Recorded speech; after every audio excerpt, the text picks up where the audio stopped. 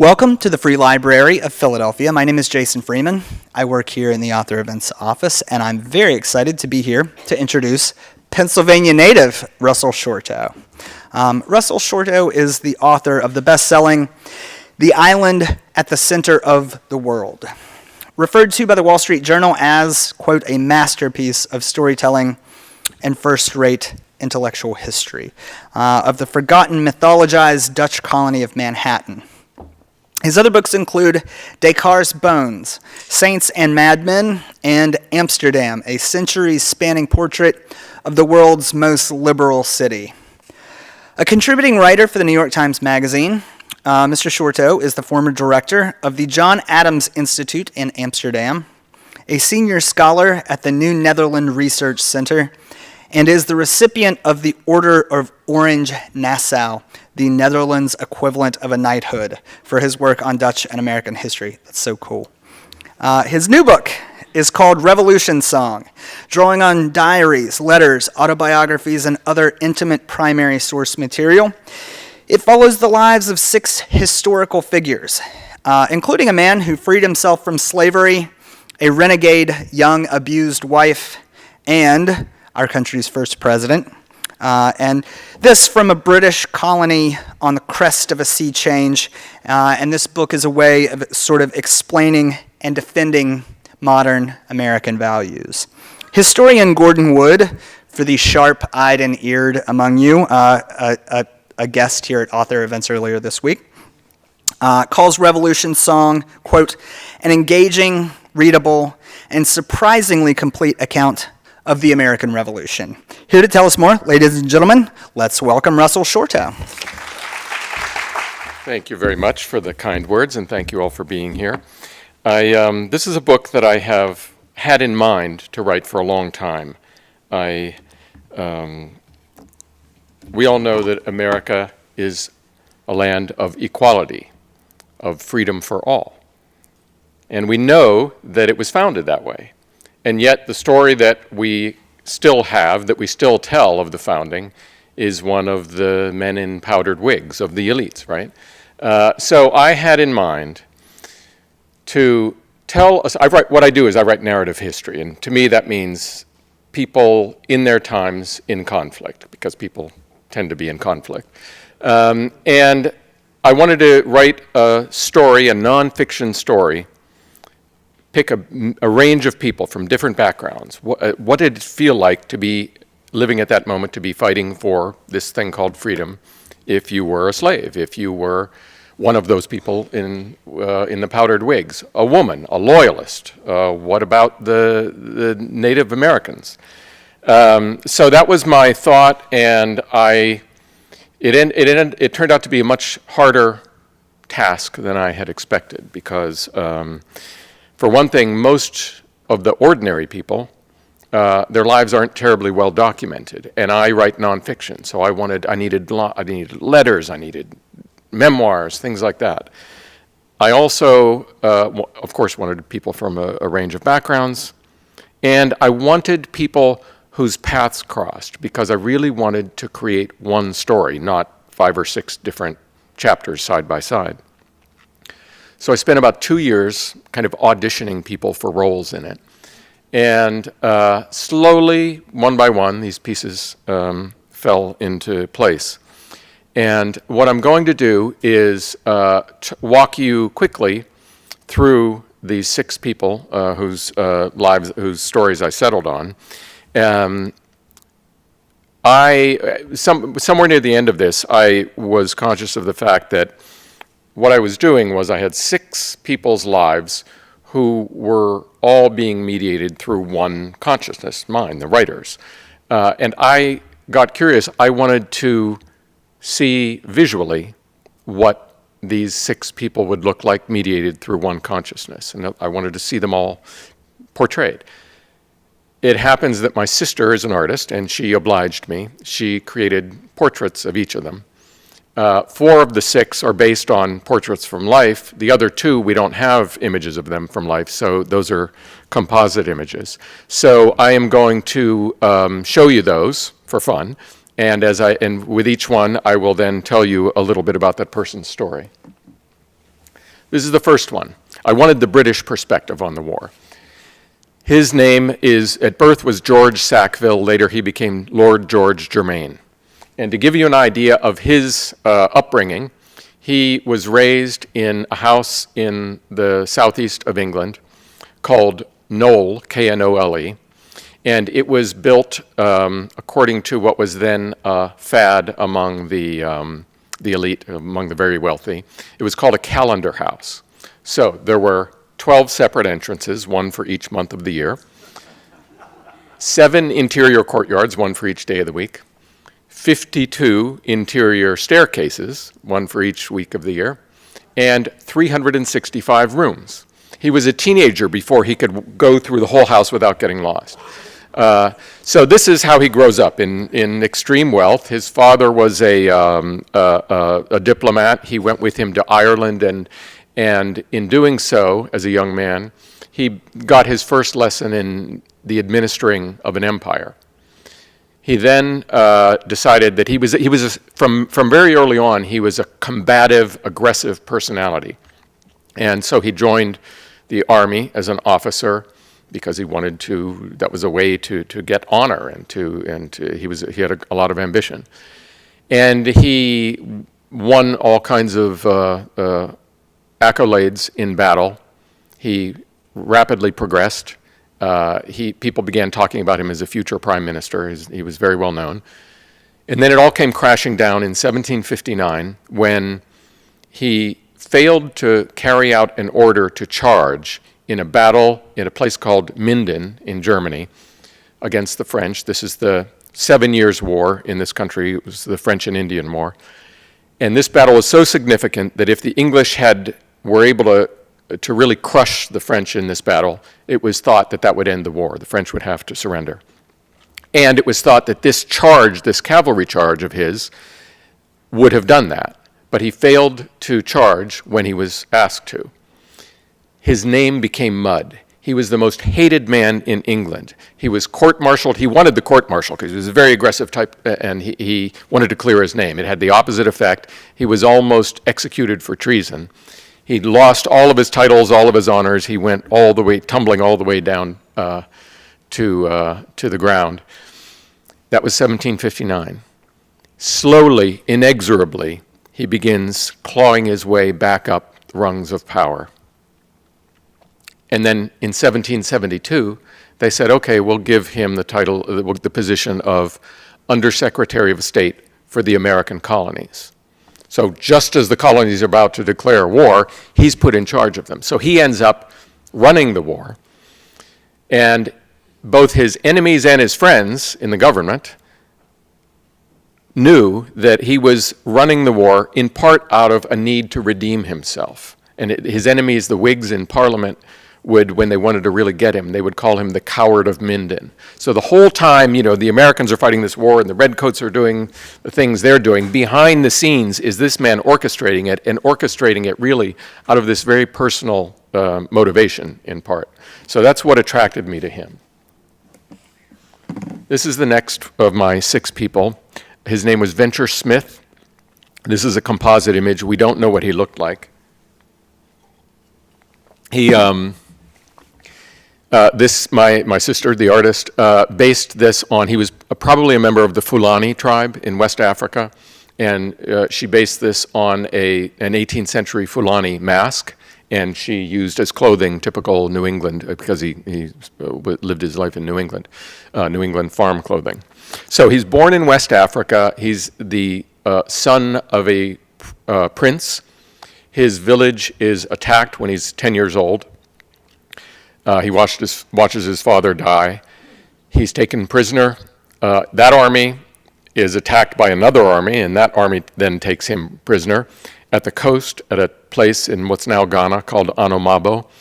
And there at Anomabo was one of these European slaving forts.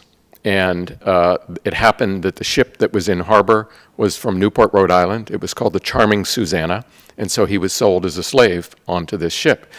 He lucked out in one respect. Most of the slaves, there were 87 of them, were bound for Barbados, where life was really brutal and you died very early. But the ship's steward liked him. He was young, he was strong, he was smart. So the steward, a man named Robinson Mumford, bought him for his own property. He, at the time, his name at birth was Brotier Furreau, but the steward changed his name. At the time, these officers would go to sea with goods that they would personally trade, and the goods that you brought with you were called your venture. So his venture happened to be 4 pieces of calico cloth and a gallon of rum. And so that's what he gave for the boy, and therefore he called the boy Venture. So Venture then lives out his life with several different masters in Fisher's Island and Long Island Sound, and then in coastal Connecticut. And he grows to be a very strong man. He's famous for the feats of strength and very wily. And he gets to the point where with the last transfer of owners, he decides he wants to pick the right owner for him. He wants to pick someone who will guarantee him that he will let him buy his freedom. And he actually interviews different owners. He had achieved a certain stature. And he interviews different people, and he settles on a man named Oliver Smith, who was a well-known merchant in Stonington, Connecticut. And he tells him that, Smith says that, yes, I'll allow you eventually allow you to work nights and work pre-dawn, and you can save that money and buy your freedom and your families. By this time, he has a wife and children. So that's what he does. He eventually buys himself, and then he buys his 2 sons out of slavery, then he buys his wife and daughter. And everything about him is calculated and cagey, and especially with money. It's all, he has a very transactional sensibility. So that he buys himself out first, and then his sons, because he reckons that they can earn money faster, and they can therefore buy the wife and daughter out of slavery more quickly.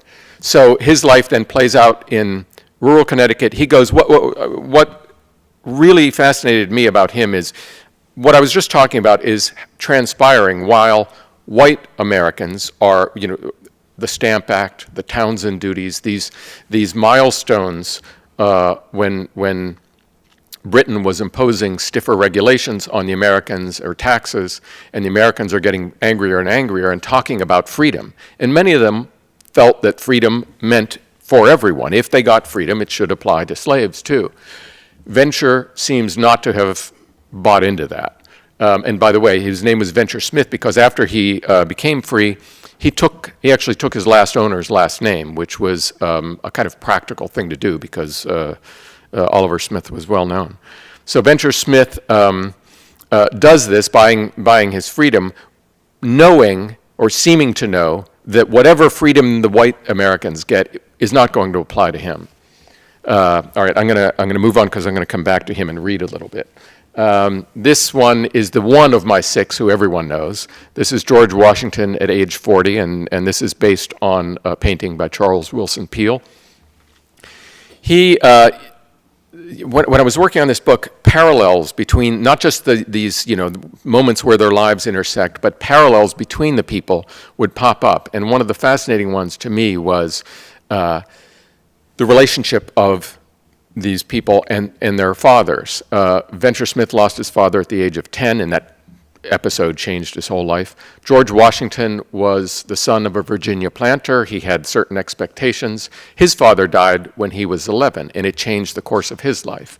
His 2 older half-brothers had been sent to England to be educated, so he grows up with this sense of of honor and ambition and how you'll advance, and then it's thwarted. He's not able to go to England to be educated, so he takes it on himself. And there's this very poignant document that is still around that when he was 16 years old, he copied out of what was originally a French etiquette guide these what he called rules of civility, 111 rules of civility, how to behave in polite society, how to behave with a person of quality. Things like when you're dining at a formal dinner and you're eating pitted fruit, don't spit the pit directly into your plate, but discreetly into your hand. And so he painstakingly copies all of these things out. You can see him. There's a wonderful book written in the 1980s called The Invention of George Washington.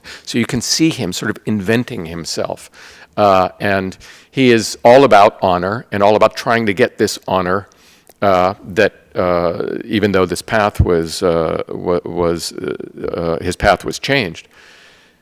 And for him, I think the most momentous event happened when he was 22.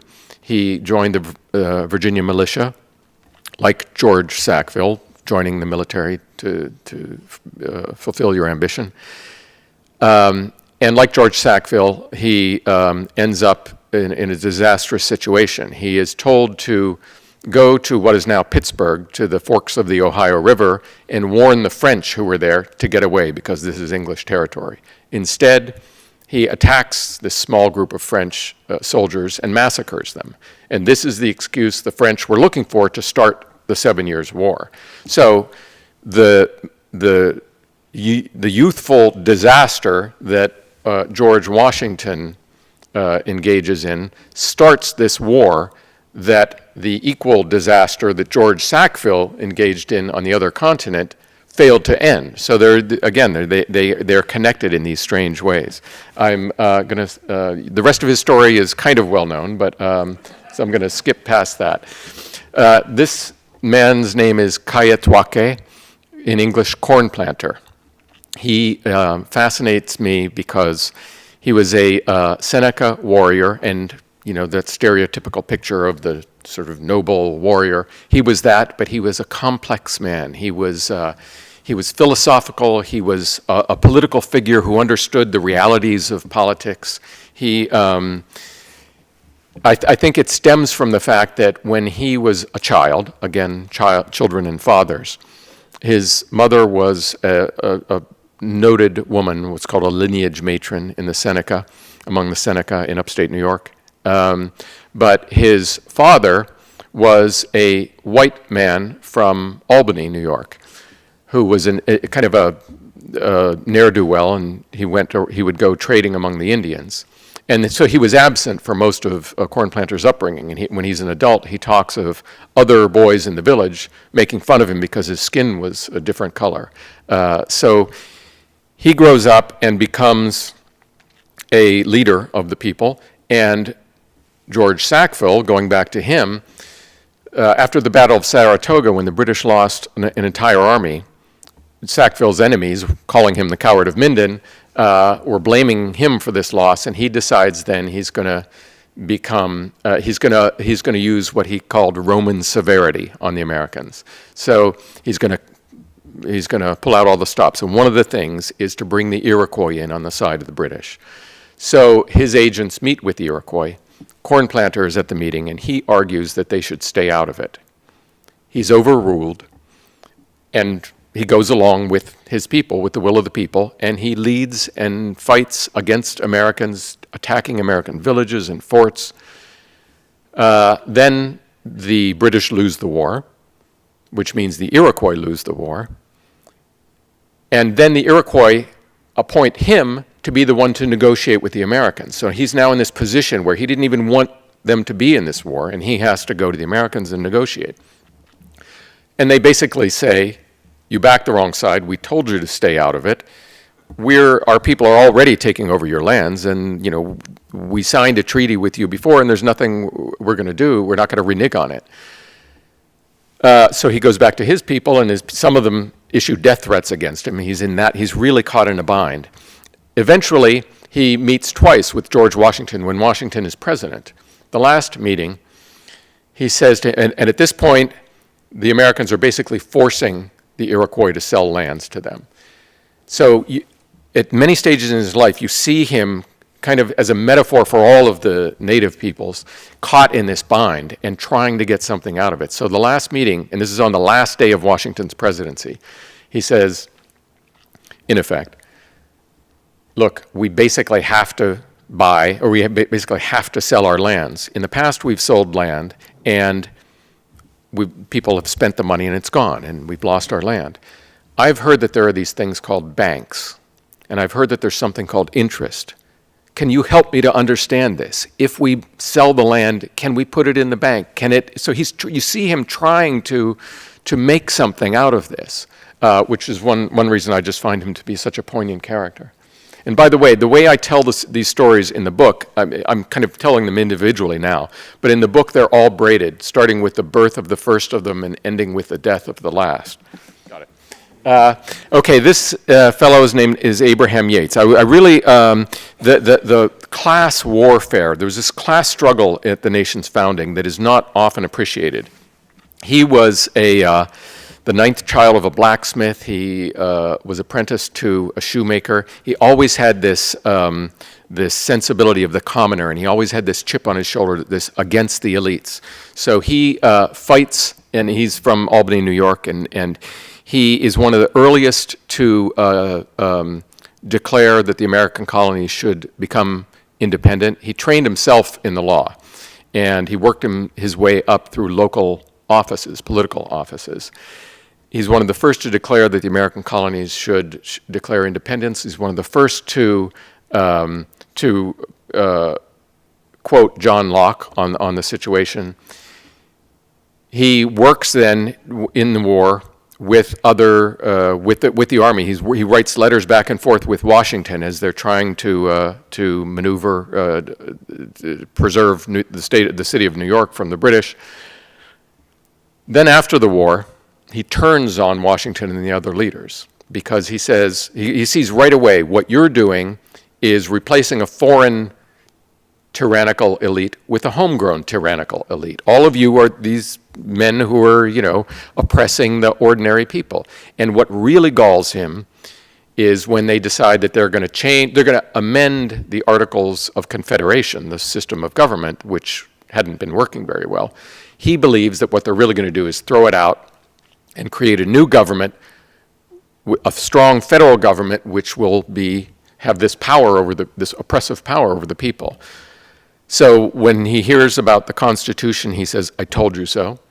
What really galls him, and he's one of many anti-federalists, most of whom were farmers and tradesmen and people from the lower class.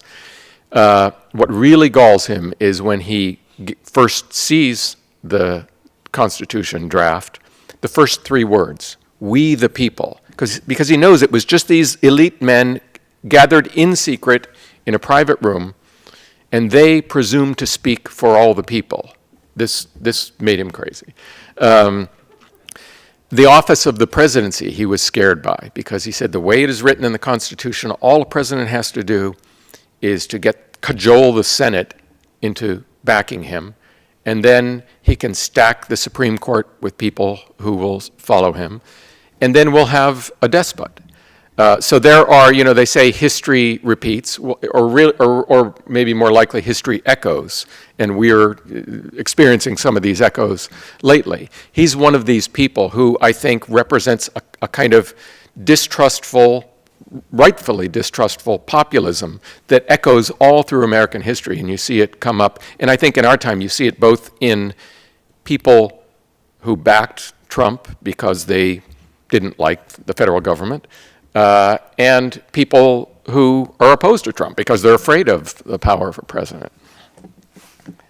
Okay, the last of my figures is Margaret Moncrief Coghlan. This is another one that is not made from life. We don't know what she looked like. We know she was, it's based on descriptions of her, but also my sister put the mask on her partly to indicate that we don't really know what she looked like, but also because she, in London and Paris, became a great fixture at masked balls.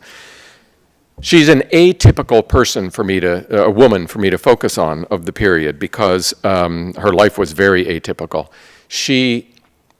It would be anachronistic to talk about a woman's movement at that time, but this great wave of freedom was encompassing everyone of all walks of life.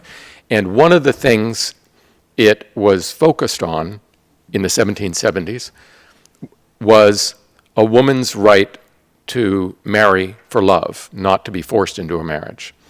And that is exactly the predicament that she got in as the war was unfolding, as in New York City, this was in New York City, Her father was a British officer.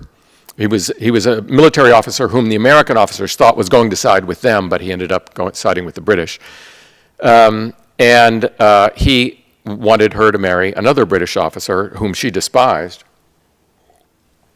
So she goes off and tries to rebel against it and can't. He eventually forces her to marry him, and she hates the man. He's abusive. She eventually, now her story jumps across the ocean to Wales, and she can't stand it anymore, and she runs away from him, literally in an inn. She runs out the door when his attention is elsewhere, runs into the mountains, walks for 60 miles to avoid him, never sees him again. And she then, the rest of her life plays out far from what had been the American Revolution in London and Paris. And she decides, from our side, from our perspective, I think we would see her as someone who, a woman who is trying to live an independent life. That was basically impossible at the time. She concluded that there were two possible ways to do it. She could become an actress or she could become a mistress. She tried both. She was more successful as a mistress. She became kind of a serial mistress to powerful men in London and in Paris. She ends up in Paris on the eve of the French Revolution. And her life then is this succession of highs and lows. She's suddenly at this masked ball and all of these dignitaries are there, and the next moment she's in debtor's prison. So, as I say, her life carries out far from what we think of as the terrain of the American Revolution and the founding of the Republic. But really what I was interested in was following these lives, and this broad, what unites them is this freedom, and how does it apply? And with her, trying actually to take on independence for yourself as a woman at that time was simply not possible. Okay, what I would like to do now, if you don't mind, is just read a small section of the book to give you a little flavor of it. This is a section about Venture Smith, and this is when he has gotten his freedom and his family's freedom, and he decides the war is going on, and he decides he's getting away from the coast, which is where the war is evident. And he finds a town in the interior of Connecticut, a very rural place, called Haddam, and he settles there. With a few weak signals of incipient New England spring evident outside the window, Venture Smith stood in the cramped, low-ceilinged parlor of Jabez Chapman, Justice of Peace of the town of East Haddam, Connecticut. In his hand was one of the few tools he did not feel comfortable wielding, a quill pen. It was March 14th, 1777. Margaret Moncrief had recently become Margaret Coghlan. George Washington was camped at Morristown, New Jersey, pondering how to attack General Howe's army when it moved out of winter quarters. As far as Smith was concerned, America's war for independence was a distant and inchoate thing. More consequential were the two legal documents before him, which would, he hoped, bring the freedom and security for which he had longed ever since he had been forced from his homeland nearly 4 decades earlier. It was more than 2 years since he had moved here. His new home was a small rural community, or rather 2 communities. Haddam sat on the west side of the Connecticut River, East Haddam on the east side. The main thing that had attracted him to this area, besides its being away from the coast and the trouble of the war, was that not one, but 2 rich rivers dominated the landscape, the Connecticut and the Salmon River, which flowed into it. All rivers were highways. These 2, in addition, were particularly fecund sources of life and income, wriggling with salmon and shad. Venture Smith had found that the 2 men he began working for on arrival, Timothy Chapman and Abel Bingham, were both people he could deal with. Chapman, who was born and raised in East Haddam, owned a sawmill, and he came to realize that Smith was an expert at felling trees and handling lumber. Bingham, meanwhile, who had only recently moved to Haddam, owned a large triangular-shaped tract of land right smack between the 2 rivers, at a place called Haddam Neck. And this was what Smith found himself pondering in those first months. It was wild, thickly timbered and hilly, with a fine, fertile meadow. Shortly after his arrival, he struck a deal with Bingham to buy some of it.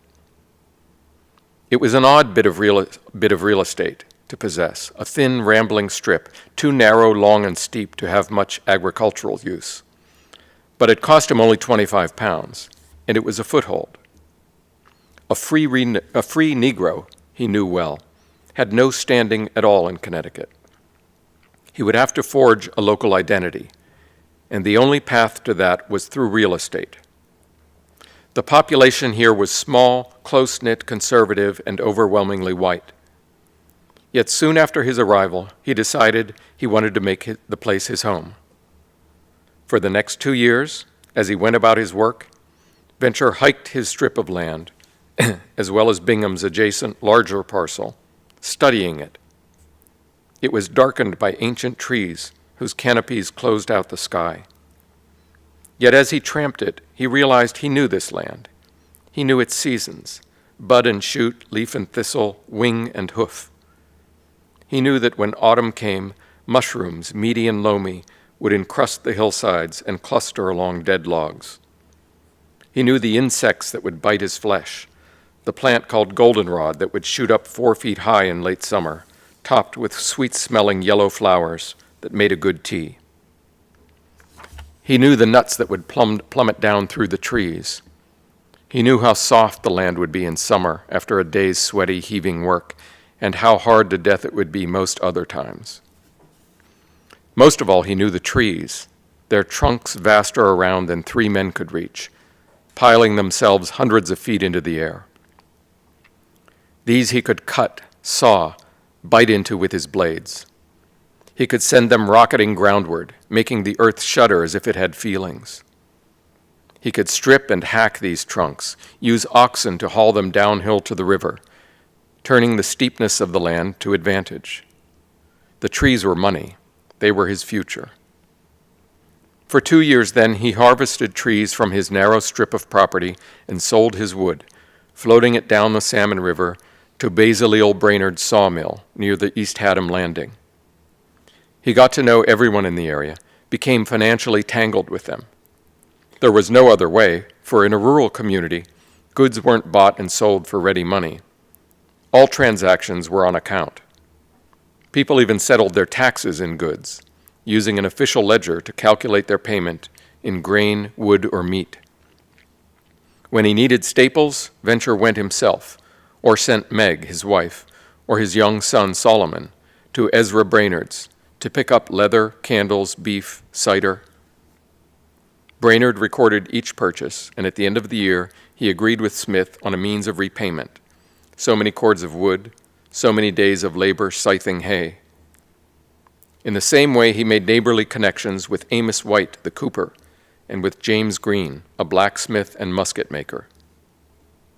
Venture Smith was transactional by nature. He reckoned all his relationships, even with family members, in dollars or pounds. In doing business with local people, calculating the fruits of his labor against theirs, he stitched himself into the community. People began to talk about him, saying that he was as sturdy in his character as in his physical self. On this day, then, he was ready to make a complex deal, which involved a considerable understanding of the law and the frank goodwill of these 2 white neighbors. Abel Bingham didn't use the 70 acres that bordered Smith's property, and in fact was getting ready to leave the area, having signed on as a sergeant in a regiment gathered to join General Horatio Gates's army in its assault on Burgoyne's forces. He was willing to sell the land for 140 pounds. Venture Smith didn't quite have that much money, but Timothy Chapman stood ready to assist. Before Justice of the Peace Jabez Chapman, they executed a pair of agreements. In the first, Bingham agreed to sell to Venture, a free Negro of Haddam, his plot of land for 140 pounds. In the second, Venture Smith agreed to sell half of this same parcel to Chapman for 55 pounds. Chapman wasn't actually buying the land. It was a mortgage, a backcountry loan, arranged without banks or intermediaries. Chapman's 55 pounds, which Smith would later repay, made it possible for Smith to buy the land that would give him his security. As they were filling out the papers, they noted a problem. The line for the date on the pre-printed form said, "In the blank year of the reign of our sovereign, Lord George III of Great Britain." They crossed out the line and wrote, "In the first year of independency of American states." Then Smith, who had never learned to read and write, put an X beside his name. He now owned 80 acres of Connecticut real estate.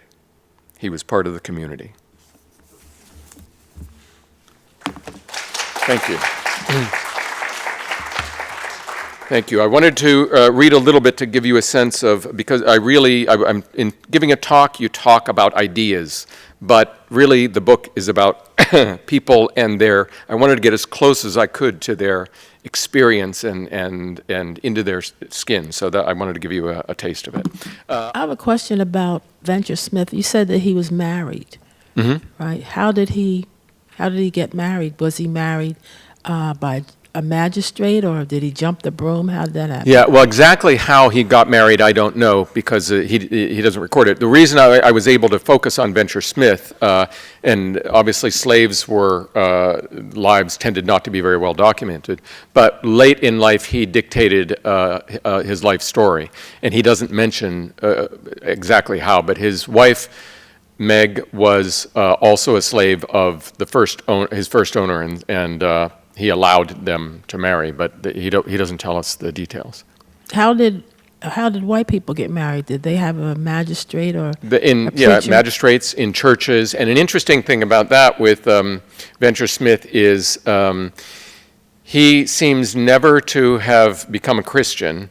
There's a man named Paul Lovejoy who is an Africa scholar who helped me to understand Venture's life in Africa, and he thinks that Venture was probably Muslim in Africa, and mixed with kind of animist beliefs, and so we have no indications of him and religion while he's a slave, but once he moves, as I just read about, to Haddam and builds his house and buys land, archaeologists have found indications in the soil, crystals buried and things like that, which indicate that he was now resurrecting things from his childhood. Thank you. Yeah. Did you mention regarding Venture Smith, they wouldn't allow real estate transactions with black men or for slaves in Connecticut, and how did they get around that in that transaction? Yeah, being a freed slave was a very precarious thing. In some ways, it was harder than being a slave, because being a slave, at least that was an institution that everybody understood. Communities all over the country passed laws forbidding freed slaves from settling because they just thought there were going to be problems. For one thing, if you were a freed slave and you became destitute, then the town had to deal with you. So then they passed laws saying, if you free a slave and he becomes destitute, you, the last owner, are going to be responsible for paying for his keep. So there were all kinds of problems. And real estate, real estate, it was very unusual for a slave to be allowed, or a freed black, to be allowed to buy real estate. And so he did it in this way that, that enabled him to do so, but that also at the same time bonded him to the community, which was, especially in rural areas, was something that was very important. Most freed slaves gravitated to cities where they could form support groups, basically, but in a rural place like that, you couldn't. What he did in addition, once he created this, he had more than 100 acres of land, and he then started to draw other freed blacks to him, and they came and worked on his property. So at one point in the book, I compare his land with George Washington's Mount Vernon, which would have been both well-ordered estates worked by blacks, but the difference being that Venture Smiths, they were freed. Yeah, thank you so much for your reading. You're an exquisite exquisite writer. You the narratives you craft are just really gripping and compelling. So could Thank you. you talk more about narrative history and what you think the value of that is and why you pursue it? Yeah, he's asked, well, you heard him, about narrative history. As I said, to me, narrative is people in conflict in their time. And a lot of academic history follows a different kind of, it can be quantitative, for example, in the way it identifies material to focus on. There are a lot of different, it can be thematic.